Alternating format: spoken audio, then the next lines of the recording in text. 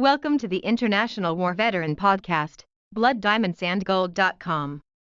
Today in the interview, Mark Ryan, ex-British Intelligence Corps Hollywood star profiler and writer. He was the voice of Bumblebee in the blockbuster Transformers. He published 2 popular tarot books and the comic book The Pilgrim. We talk about Afghanistan, PTSD, propaganda, Carl C. Jung, and live live from a city that had a wall too. Yeah, I am pretty sure just in my radius from 2 kilometers, I have former snipers from Syria who have a kebab shop now, or I don't know, or a businessman. And well, we've got lots of boat people from Vietnam here.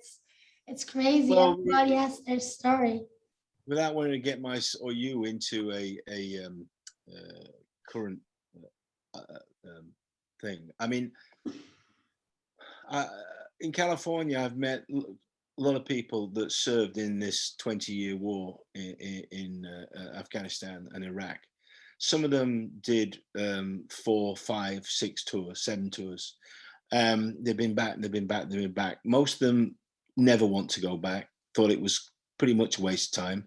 They understood it was for a better, a better cause, but really they loathed the place and didn't want to go back. And for me personally, once Osama bin Laden was killed, that's when I think we should have hung up the old binoculars and gone, over to you chaps, and slowly withdrew ourselves from it. It's one of the mistakes that Barack Obama made. When they did that, he should have gone, we completed the mission.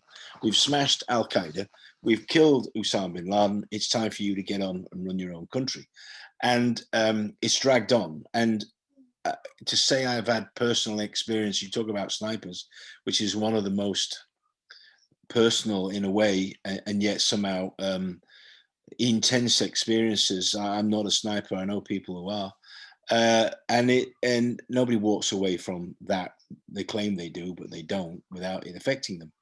And I've been, if you want to say, a victim of that, from somebody that was suffering from post-operational stress trauma as a sniper. And we have a lot of pent-up issues. Not for everybody, because a lot of people just go back to their normal service lives and just carry on. But a lot of these guys that volunteered after 9/11, didn't even volunteer in a way. They were part of the National Guard. I guess they volunteered for the National Guard, and they end up finding themselves shipped into Iraq and Afghanistan. I'm sure many of them are proud of it, and rightfully so. But some of them who then stayed on for much longer, they've got some issues, and we don't take care of those people. I mean, Mission 22, at one point, there were 22 ex-servicemen from this war committing suicide every day. Every day. Work that out. So, as in the Vietnam War, which is the figures when I got more involved in this when I was still serving, there were 56,000 Americans killed in Vietnam. Since the end of that war, twice that figure, probably 130,000, this was then, committed suicide on returning to the United States. Twice as many people were killed by the Vietnam War in the United States that were actually killed in combat on the ground in Vietnam.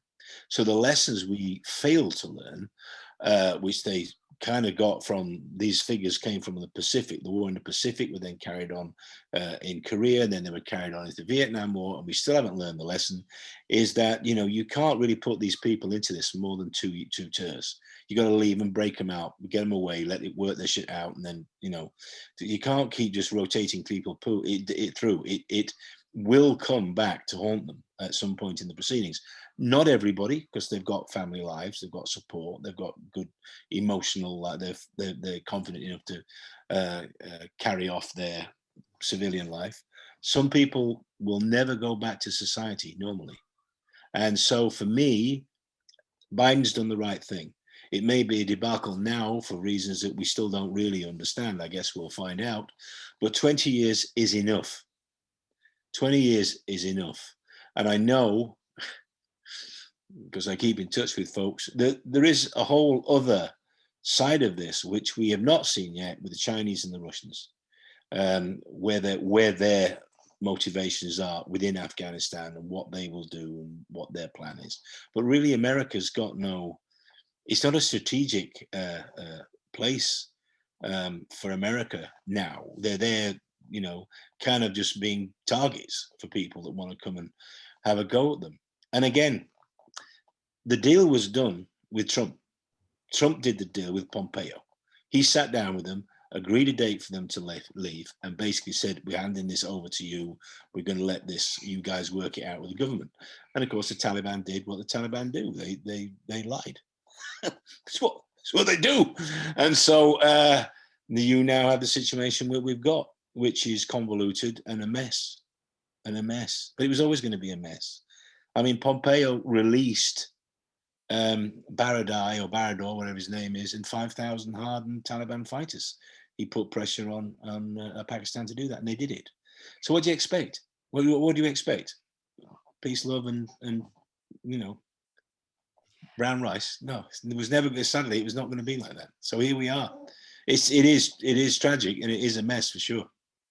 But the mess goes back multiple administrations.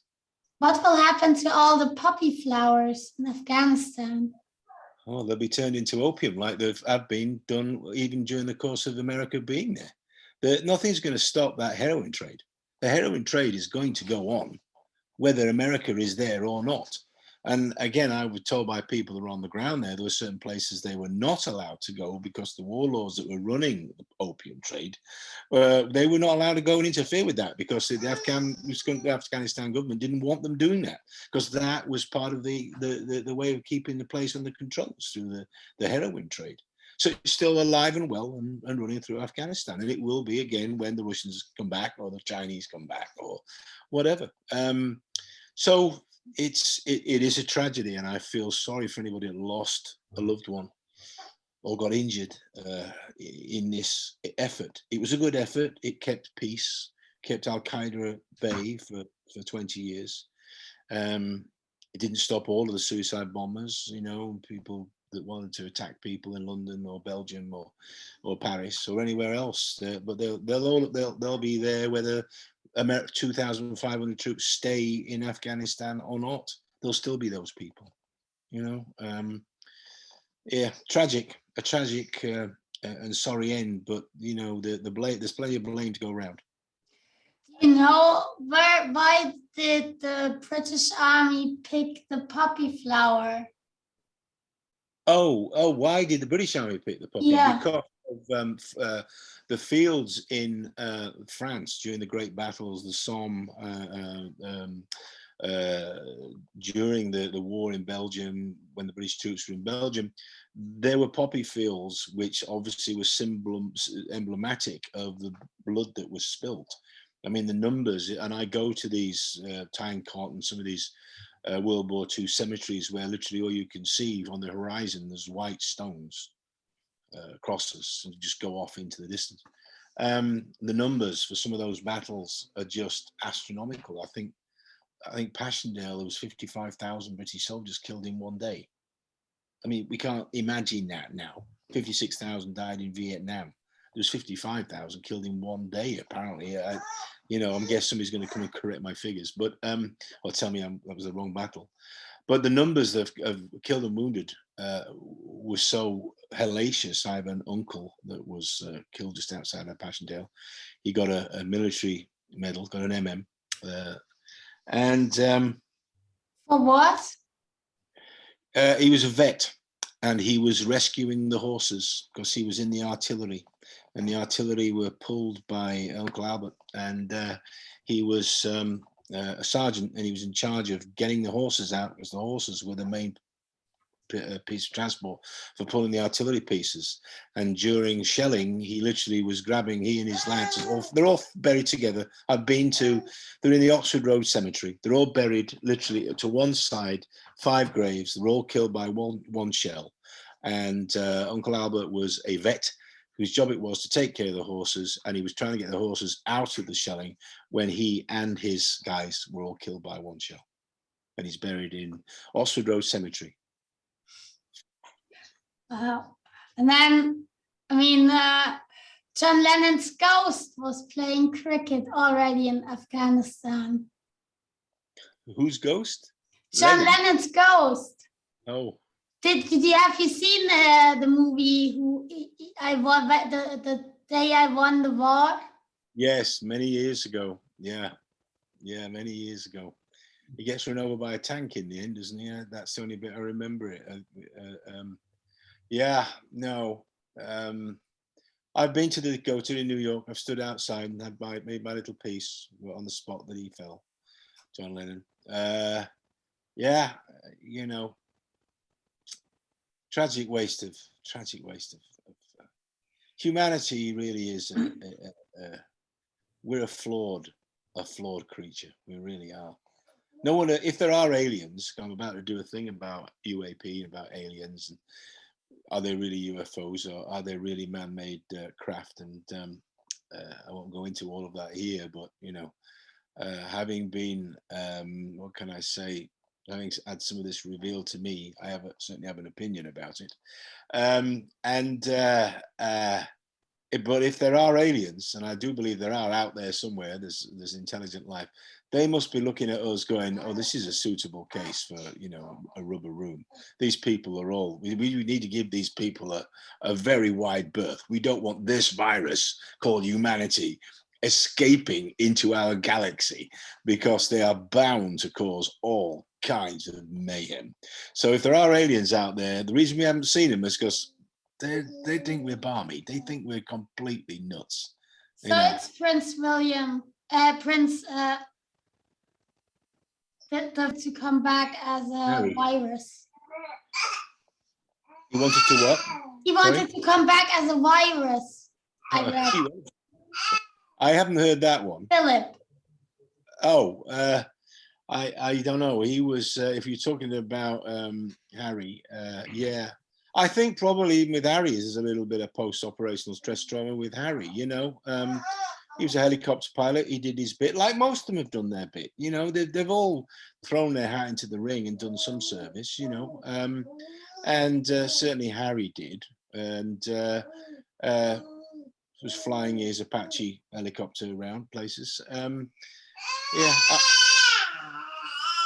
The peace for 20 years. It certainly slowed down Al Qaeda. It certainly probably saved a lot of, stopped a lot of attacks that would have otherwise have gone ahead. So the sacrifice certainly was for nothing. But I believe, and I've had this conversation with people before we even got into this, you know, Afghanistan was known as the graveyard of empires. And the British Army, at the height of its power during the empire, could not control the Khyber Pass.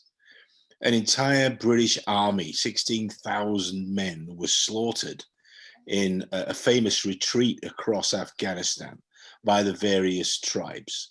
So Queen Victoria was quite upset about that, but probably not quite as upset as the people that were, you know, slaughtered. But anyway, at the height of that power, the British Army could not control Afghanistan and the various tribal areas. The Russians, of course, at the height of the Soviet military machine, could not control Afghanistan. You know, even with Hind helicopters and T-64s, they could not control it and dominate the landscape.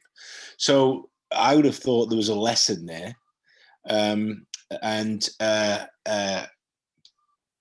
For me, as I said, the thing was, once Osama bin Laden had been tracked down and most of his guys whacked out, and they kept the pressure on the leadership of Al Qaeda, really, that was the time to withdraw. The mission was complete as far as I can see at that time. And I think successive American administrations, then obviously the British followed, decided to stay there, and probably for all the right reasons, wanted to see if they could bring about a change in the culture and make the place a more westernized culture, which, looking back on it, was pretty naive. But it's the mistake that the West has made, is that we think we can turn countries with different ideologies going back hundreds of years into Western style democracies, and so far it hasn't worked very well.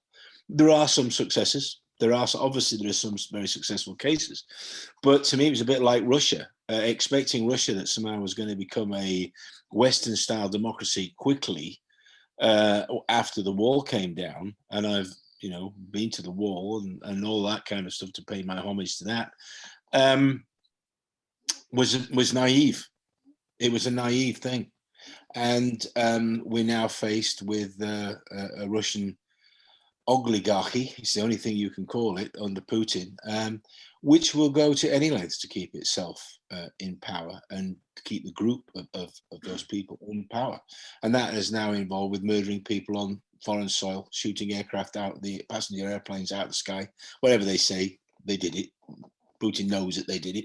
They will lie about it. They shot down an aircraft with 190 civilians in it, and they'll just lie about it. And so, sadly, I'm going to be careful what I say here, having worked alongside some Russians on various occasions of the military, sadly, they will cheat. That's the only thing I can say. They will cheat. And it's just one of those sad things. But we keep making the mistake in the West and thinking that if we flood the place with money and nice cars and microwaves, suddenly they'll become Western style democracies, and it doesn't work like that. And this is one of the best examples of how that doesn't work.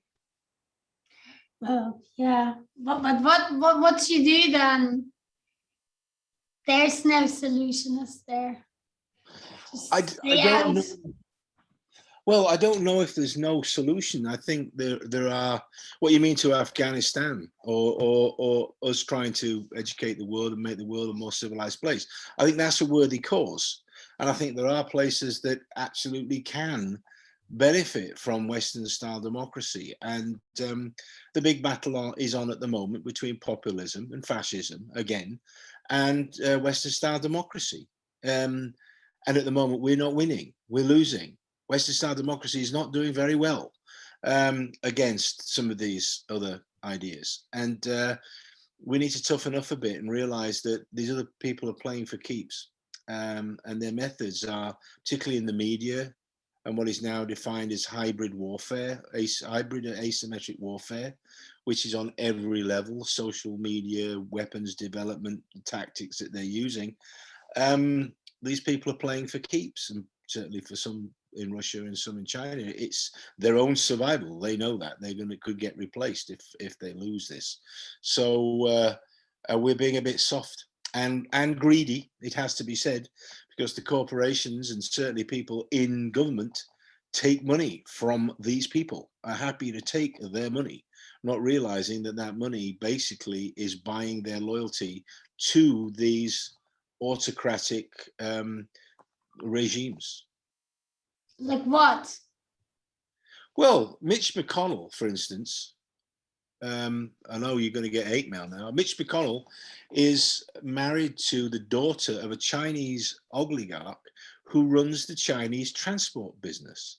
And as anybody in the business will tell you, the transport business for China is one of the ways they manage to sidestep and undercut the costs of delivering their goods to people, because it's financed by the Chinese government.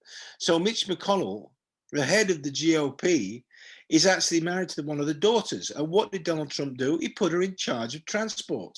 Now, under his administration, there's now an investigation going on, because, of course, what she did was, apparently, it's being alleged, is use her contacts with the Chinese government to try and get her father and her family involved with the American transport business. So there's plenty of finger pointing to go around. And London itself is awash with Russian money, awash with it. And they know it in the city of London. So there's going to have to be some straightening out of some of that, I mean, I'm throwing out generalities because I don't want us to get us both sued.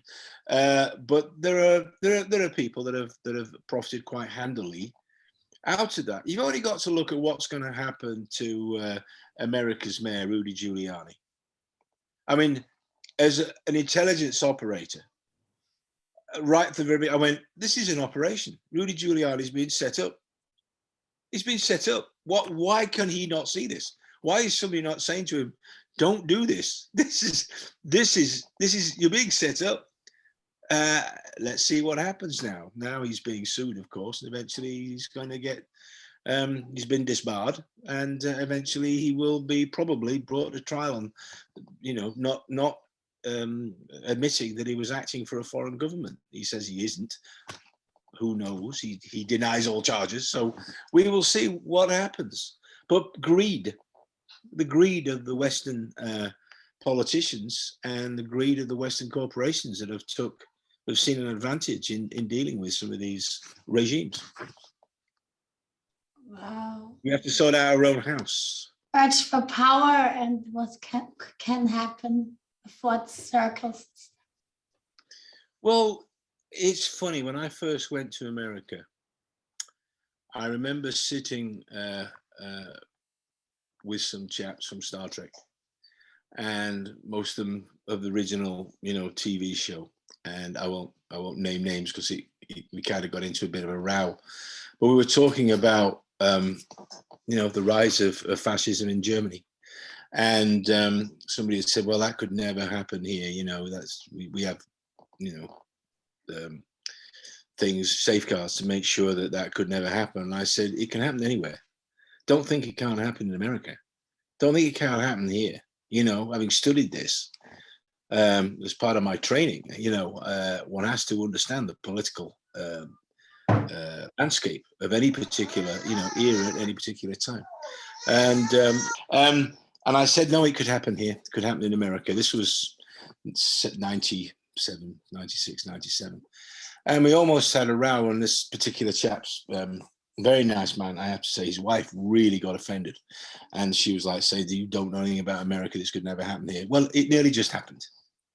20 years later, they just stormed the Capitol. Apparently they were just normal tourists that wanted to break in and hang people, and brought nooses with them and bear spray and various weapons, including a lot of the handguns that weren't actually taken off people. But it's, we're in a bit of a tough spot. Western democracy at the moment is in a tough spot. What has that to do with the storming of the Capitol? Because there, the same year, 10 other capitals stormed, including the German one. What do you mean? What do I think that was? A sign of fascism? Or... Well, I think it's a complex question. I think it's a sign of several things. First of all, QAnon, the whole QAnon issue, it just goes to show how susceptible people are to mass indoctrination and being told the big lie, the great lie. I mean, and obviously Germany's experience is the case in point that every post looks at, because as it was said, you just keep saying a big lie, keep repeating it, and people will believe it. And that's what happened in Germany. And that has happened now with QAnon and Fox News. I hate to say it, because I know I'm going to get hate mail again about that. Fox News keeps repeating the same lie. And it's a lie. We know it's a lie. Joe Biden, whether they like it or not, won the election. Donald Trump did not have his election stolen. He lost it.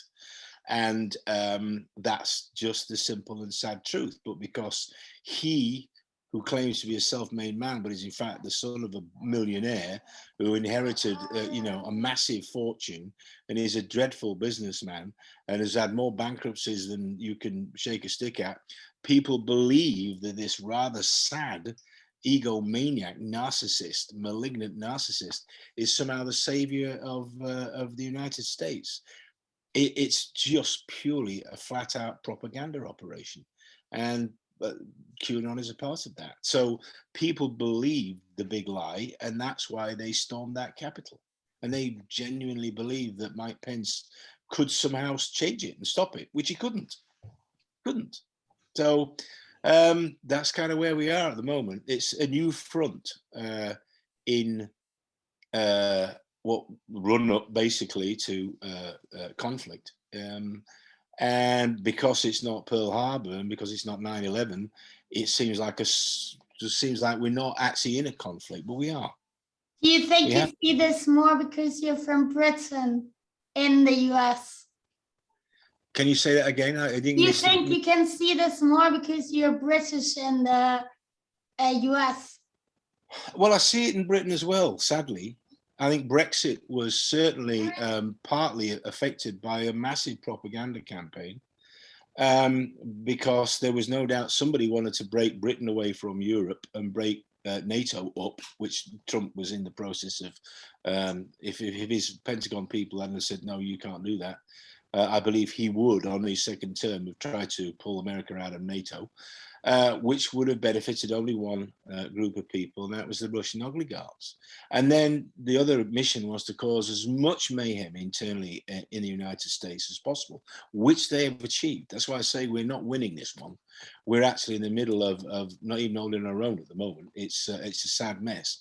But people believe the lie that this new virus, I mean, I don't know about you, when I was a kid, we were shot up with everything. And I don't have smallpox or any of these things because we had the vaccines when we were kids.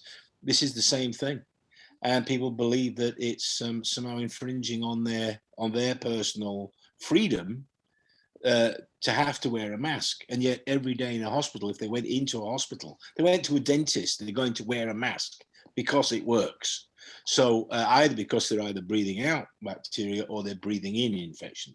So to me, this whole argument about wearing masks and not getting a vaccine is absolutely insane. But it's people's freedom. And I think now hospitals in Florida are absolutely chock-a-block, and various other states that won't bring in these mandates, their ICUs are to capacity. So we went from winning against the virus against now losing against the virus. But Brexit to me was it was the test run to get Trump elected. It was a test run, and it worked. They managed to convince people that Britain would be better off out of the EU. I guess we'll find out, but it doesn't look that awesome to me at the moment. Certainly some of the strife internally within the United States has been fulminated and promoted and pushed on people. That the targeting of the groups, I have to say, has been brilliant. They targeted people, the NRA, the right-wing religious groups in the United States. They targeted those people because they know they're more gullible. I know it sounds sad. If you're offended, I'm sorry. People believe this, that QAnon, and that Donald Trump was going to be put back in power on August 13th. People actually did believe that, whereas people outside of that bubble are going, this is nuts. Did you? Transport business.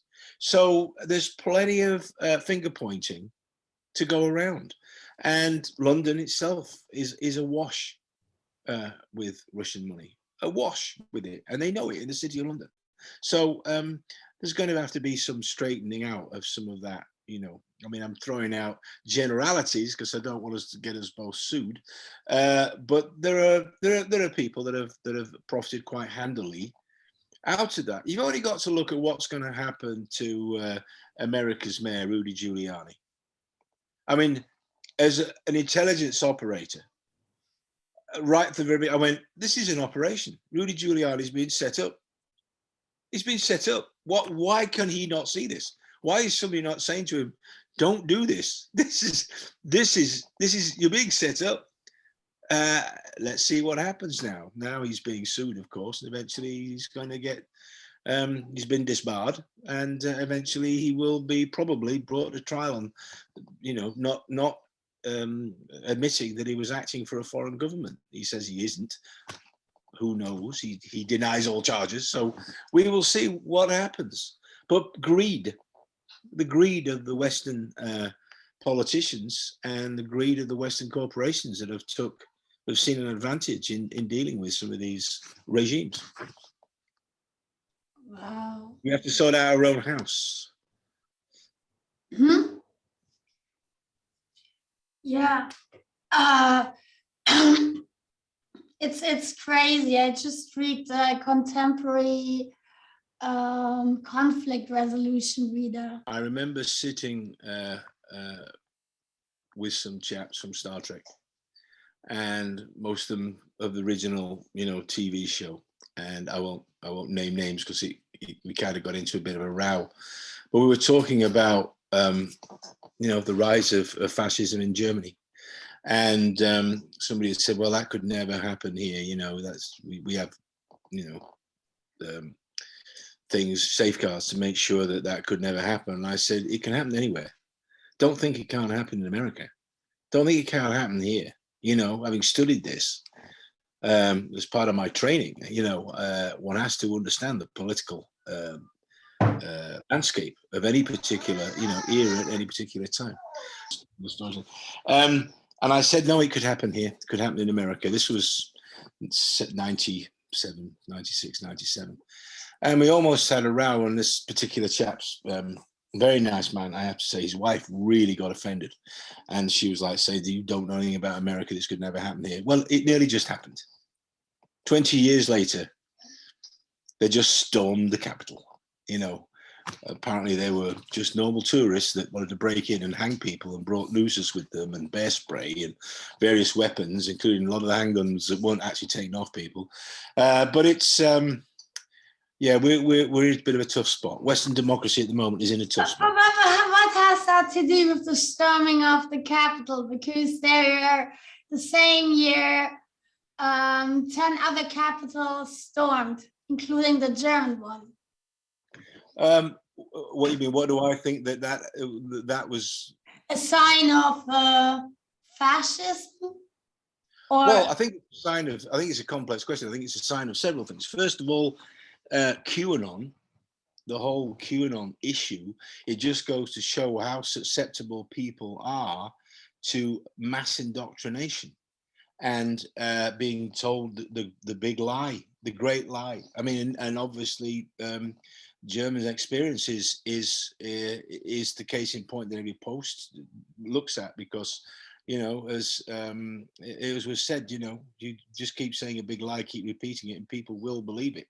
And that's what happened in Germany. And that has happened now with QAnon and Fox News. I hate to say it, because I know I'm going to get hate mail again about that. Fox News keeps repeating the same lie. And it's a lie. We know it's a lie. Joe Biden, whether they like it or not, won the election. Donald Trump did not have his election stolen. He lost it. And that's just the simple and sad truth. But because he, who claims to be a self-made man, but is in fact the son of a millionaire who inherited, a massive fortune, and is a dreadful businessman and has had more bankruptcies than you can shake a stick at, people believe that this rather sad egomaniac, narcissist, malignant narcissist is somehow the savior of the United States.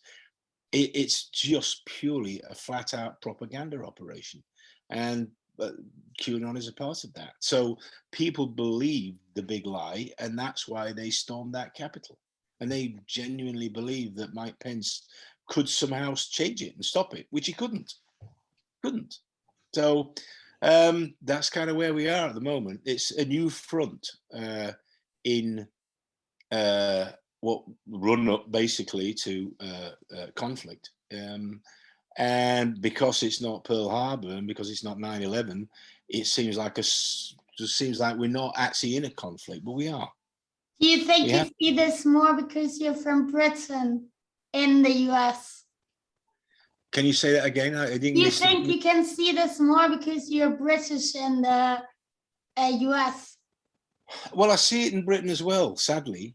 I think Brexit was certainly partly affected by a massive propaganda campaign, because there was no doubt somebody wanted to break Britain away from Europe and break NATO up, which Trump was in the process of. If his Pentagon people hadn't said, "No, you can't do that," I believe he would, on his second term, have tried to pull America out of NATO, which would have benefited only one group of people, and that was the Russian oligarchs. And then the other mission was to cause as much mayhem internally in the United States as possible, which they have achieved. That's why I say we're not winning this one. We're actually in the middle of not even holding our own at the moment. It's a sad mess. But people believe the lie that this new virus, I mean, I don't know about you, when I was a kid, we were shot up with everything. And I don't have smallpox or any of these things because we had the vaccines when we were kids. This is the same thing. And people believe that it's somehow infringing on their personal freedom to have to wear a mask. And yet every day in a hospital, if they went into a hospital, they went to a dentist, they're going to wear a mask because it works. So either because they're either breathing out bacteria or they're breathing in infection.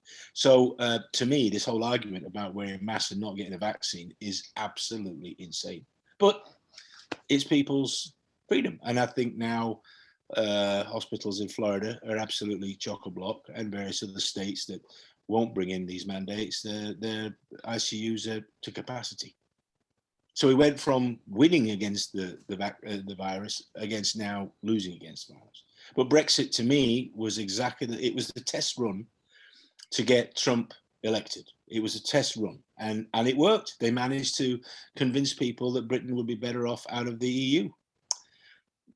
I guess we'll find out, but it doesn't look that awesome to me at the moment. Certainly some of the strife internally within the United States has been fulminated and promoted and pushed on people. That the targeting of the groups, I have to say, has been brilliant. They targeted people, the NRA, the right-wing religious groups in the United States. They targeted those people because they know they're more gullible. I know it sounds sad. If you're offended, I'm sorry. People believe this, that QAnon and that Donald Trump was going to be put back in power on August 13th. People actually did believe that, whereas people outside of that bubble are going, this is nuts. Did they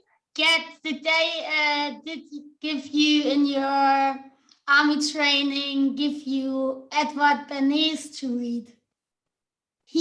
Edward Bernays, he wrote several books. He was the nephew of Sigmund Freud, and he was one of the first opera singer managers in New York, and he invented modern marketing. He was the first who put emotions to products. Okay, I know what you're talking about. I don't know his particular writing. Obviously I've written multiple books about tarot cards and the psychology of archetypes. So I'm more on the Jung side of the whole equation with this, but I understand what you're saying in the sense that the promotion of archetypes will speak to somebody, particularly in tarot cards, emotionally. It bypasses the rational mind, and the image talks to them as an archetype. So they get a kick off that from an archetypal point of view. So that's more the side of it that I come from. But I do apply that, and I have applied that both in investigations work and intelligence work when looking at somebody and going, okay, who is this they've put into bat? And I have to say that for me, studying tarot cards and quantum physics, I have to say, probably was my therapy, was to try and what I saw in the world and what I experienced, particularly in some of the cases I worked with later on in California. You know, you're talking about multiple homicides, cruel, vicious, stupid, multiple homicides, sometimes gang related, sometimes not. And you have to try and put that into a box somewhere. So when I was writing about myths and legends and archetypes, it was actually very interesting to be able to sometimes break down characters that I came across and put them into their archetypal box and go, okay, well, that's what they were playing. That's part of what they were doing on that day, you know. But how can What's the connection with physics and tarot? Oh, well, give me 1 second. You freeze your recording for a second. We're going to take a little break for a second, and I'll come back. Now, I'll tell you. I'll explain it to you. Okay. Main things working in tarot, and one is obviously the archetypes, the imagery itself, which is as I said, as we just discussed, it tends to bypass the rational part of our brain, and we get an emotional reaction to it. So because it's something that we all relate to, you know, which is primal, with life, death, sun, moon, you know, they're basic, all types of personalities.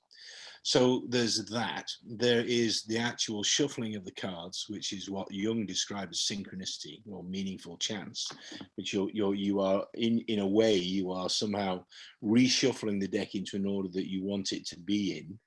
There's the question that you're asking. Now, I happen to believe that the human conscious mind can speak to a bigger conscious field of energy. I guess that would be what some people perceive as God. I don't see it as the God that we seems to be in modern day religion, but it's a field of energy, and that theory grows out of, actually, if you want to read anything about that, read Rupert Sheldrake about his morphic field concept. And I believe Max Tegmark has got who's an MIT physicist, has got a theory out which is very similar to that, but just purely on quantum physics. That there's a field of energy, the field that was missing out of the grand unification theory that Einstein tried to come up with an equation for, like E equals mc squared. He could never do that, because when you get down to the subatomic particle part of things become very, very weird. And so there's possibly a field missing out of that equation, and that is basically a field of life. There might also be dark energy, dark matter. There could be a whole other slew of things that are missing from that. But I personally believe that thought, being energy, communicates with a field, a conscious field, sort of akin, I guess, to the force, if you like. But that's an oversimplification. But so I believe that when you read the tarot cards, when you ask a question of the universe, part of the universe understands that you're asking a question, you're creating a void. And that part of the universe, the morphic field, the conscious part of the universe, will answer that, will bring you a response to that, that question. Whether you like it or not. So that's why be careful what you wish for, because you might get an answer. And so that's basically the three main things, and that's underpinned by the concept. For instance, I don't believe you can tell the future, because the future has not been set. It's probable and it's possible. So until you set off in a certain direction and chase down one of your possibilities or probabilities, it doesn't become reality. So I believe that the moment that you actually look at a tarot spread, you actually affect the outcome, the future, because the act of observing the particle changes the particle. As we now know, human interaction by observation of particles changes the particle. And so it, to me, can't tell the future, but what it can do is give you a very good reflection, subconscious reflection on a subject which you made an inquiry about, which you may not be aware of. So those are three things that are functioning. There's the actual cards themselves, which are archetypal. There is the question you ask, which creates the void into which the answer will come. And there's the synchronicity, what we call meaningful chance, whereby the cards fall into a pattern which makes sense to you. You look at it and go, oh yeah, it makes sense. And I've been doing this for, I don't know, 20, 30 years now. And I've had multiple occasions when people have gone to me, that is the most bizarre thing, because that is what you're saying is, how did you know this? Because when I read for people, I don't want to know their question. I actually prefer not to know anything about them as people at all. I read literally, I go straight for what the cards say. and let them tell me later on what the question was that they asked. But it's basically interaction between subatomic particles and human consciousness. Did you use ever the psychics working officially like you see in television shows? Yes. And it works. Well, sometimes you get the result that you don't expect. I mean, that's one of the things about working in that area, that you think, like in TV shows, the psychic is just going to say, oh, it happened on this spot and this was who did it and that is why and this was a number plate. It doesn't always work like that. Sometimes the message you get back is not what you expected, and it really curtails your work and what you're pursuing, and you have to find a different way around it. My only personal experience, of which I've had many regarding things which I can't explain, and you have to try and understand, this frightens some people. Recently I was talking to somebody from Evita who sadly, whose sister was killed while we were doing the show, and I'd had this rather strange experience the day before, the night before, and I offered to tell what had happened. This was 1978 or 79, and I said, yeah, if you want to know, I'll tell you. And I never heard from them again. Some people just don't want to know, and I understand that. I respect that. And if they don't want to know, they don't want to know. But on one famous occasion, for a company in Los Angeles, I was asked by a governmental, not an American, a friendly foreign power, to take a look at a case which was being investigated by federal agencies. But there was a belief that there was something wrong, and what had happened was flawed. The investigation was flawed, and would I take a look at it? And I remember being in the offices of this company that was very much allied with this foreign government friendly intelligence agency, and we had this map of California and Nevada laid out on the table. And I'd read the file, and I got a feel for the whole thing. And the chap I was working with, he said, where do you think they are? And I don't know why to this day. I looked at the map and I just went, they're there. And very confidently, and it was a place called Barstow. And he said, what makes you say that? And I said, they didn't get from A to B. And probably they were dead before they left A. That was my total gut reaction to the whole thing. And he said, I said, what makes you say we have to go and look at this? I said, so anyway, they asked me to go and follow up on this, and I'm being economical with the truth for lots of legal reasons. And it turned out that I was in fact right. And I will never forget, because we were briefing a federal agency on Wilshire Boulevard with what we believed we'd discovered and what we'd found out. And they were involved with the investigation.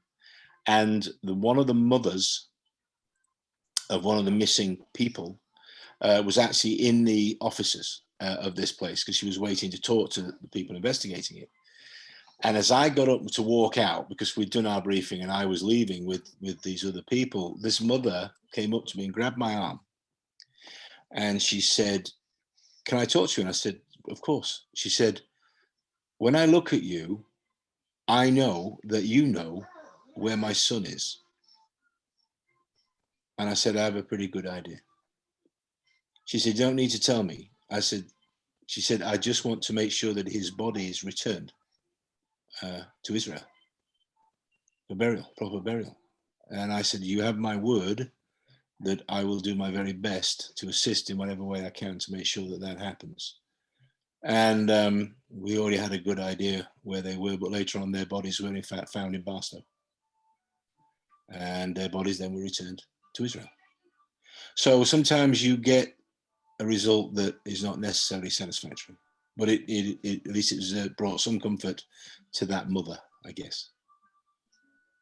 Yeah, I guess that brings the job as a private investigator not so not likable truth. Well, I didn't do PI work in terms of me chasing down people's, errant boyfriends or wives, or I actually did maybe once or twice just out of a friendship thing. I was asked to do a couple of things for people, but that's beside the point. It's not my area of expertise, tracking down errant husbands. So my corporate understanding, I guess, was something that was brought to bear on a couple of occasions, and also my understanding of the casino world was brought to bear on a couple of occasions. So I usually worked that kind of case. So when people say PI, I know that they instinctively think, oh, somebody's cheating girlfriend. That's not what I did. Yeah, I guess so. When did you start writing? Where does your, I mean, you wrote for Conan and lots of other shows. Do you write from I didn't write for Conan. I was in Conan. I did the TV show Conan in America. I started writing at school. I've been writing since I was literally, as long as I've been singing, I've been writing. And so I used to write at school, and I tried writing novels and tried writing television episodes of stuff. I even wrote, attempted to write an episode of The Professionals and that kind of stuff. So I've always wrote. I've been writing for a long time. The first one that we, as a book, as an author, was Greenwood Tarot, which is now probably one of the cult tarot decks ever written, and it was illustrated by Cheska, who, again, there's a whole mystery about whatever happened to Cheska Potter, but Cheska Potter and I created the Greenwood Tarot, which was the first tarot deck based around the Wheel of the Year, as opposed to Kabbalah, only because I don't understand Kabbalah. I don't speak Kabbalah. I speak Wheel of the Year. I speak basically pagan, because I grew up, playing in Sherwood Forest and hiding in the Major Oak and all that kind of stuff. So I grew up in the middle of all of that stuff. Kabbalah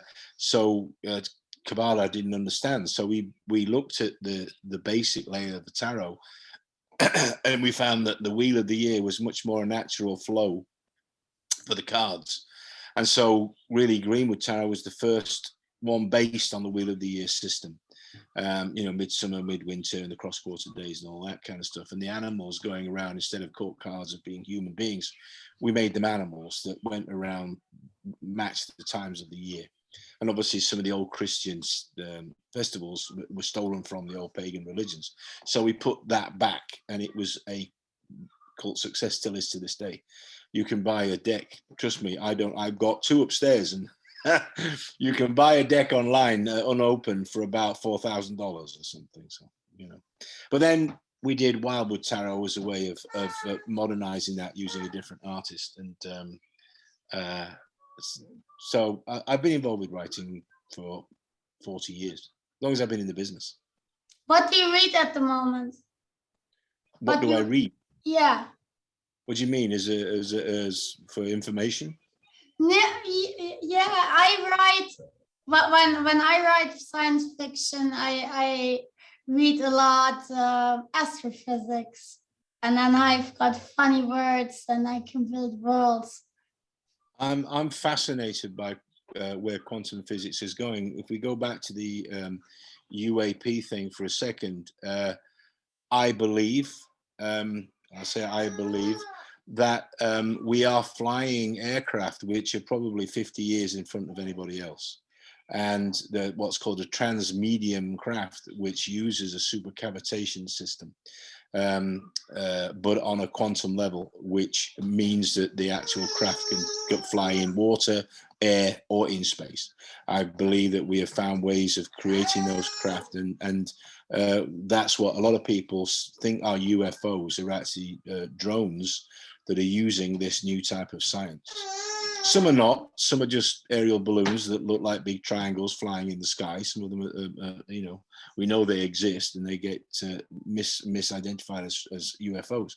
But certainly, I do believe that we are flying craft, and that's why that UAP thing put out by the Pentagon, by the Navy, was kind of ridiculous, really, because it said, well, we can say, well, certainly that they're not aliens, but we don't know. So it could be aliens, but we don't think they are. But you know, but we're not going to tell you what they are. That statement was one of the weirdest things I think I've ever read, and saying, well, we know they're not, but we can't tell you what they are. But on the other hand, they could be aliens. It was like, okay, that's curious. So I think that we are further advanced along these lines, not just in terms of what flying, but also the generation of energy. I think we've gone a long way down room temperature fusion and tapping into various fields of energy than is being released for various reasons. Obviously, they don't want to upset the oil, the Seven Sisters oil. Yeah, why? It would heal the world and I agree with you. I totally agree with you. I've said it publicly. I believe that a lot of these scientific breakthroughs that are being kept quiet by the military-industrial complex have applications in civilian life and should be used for the good of mankind.